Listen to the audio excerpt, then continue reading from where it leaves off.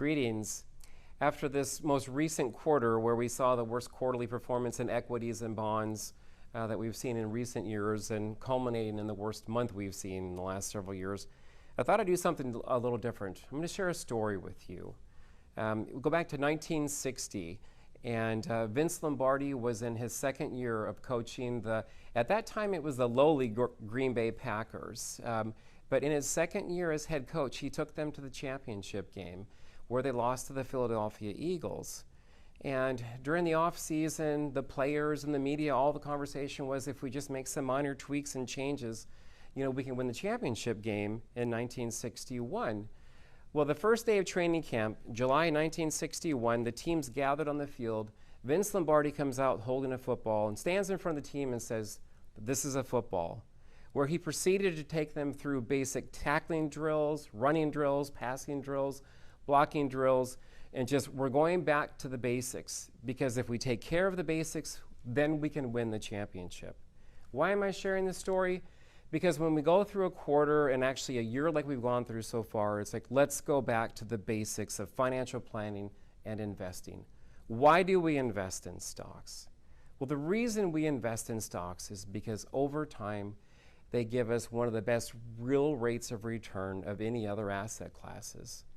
And the conversation right now is all around inflation. Well, historically, equities have been one of the few asset classes that gives us a real positive rate of return when adjusted for inflation. And how do we get that return? Well, we get that return by being in the market. There's lots of conversation about timing the market, getting in and getting out.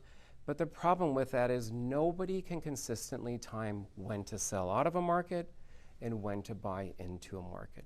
That's the reason we stay in the market. Another big reason we stay in the markets is because of the compounding effect.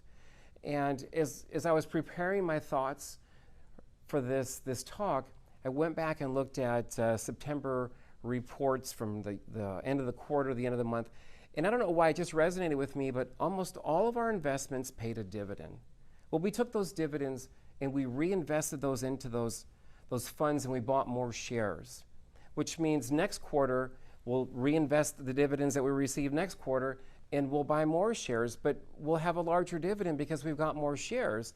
And the following quarter we'll reinvest those dividends, which will buy more shares, and on and on and on. Now, that's not a sexy topic, and you don't see it talked about on CNBC. What we typically see there is an analyst comes on saying, my target price for Apple is 170, but nobody talks about, other than Warren Buffett, about let's buy great companies and let's own them for years and even decades like he has.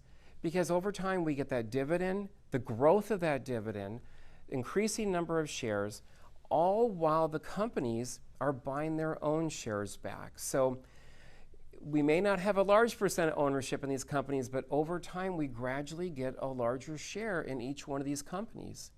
And then on top of that, the value of that company grows over time with the growth of that company and just the growth of the overall economy.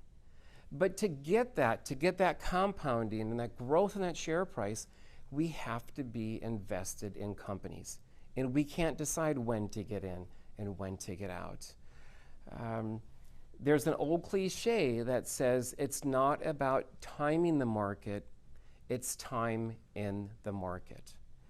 And I say this as it relates to owning stock in the greatest companies, not only here in the US, but also in the world.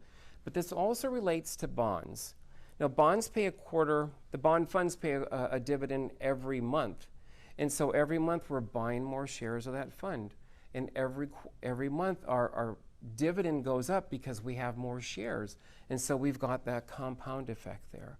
And that's what we have to remember. And if we look back, whether it's equities or whether it's bonds, a big part of the return in these investments is from the dividends.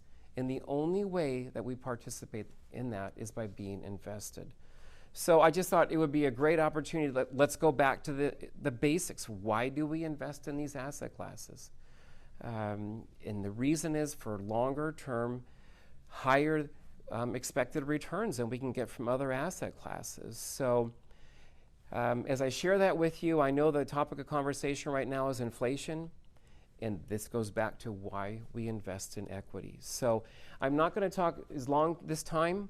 I'm going to try to do a follow-up on bonds and maybe a couple other ones here in the next few weeks.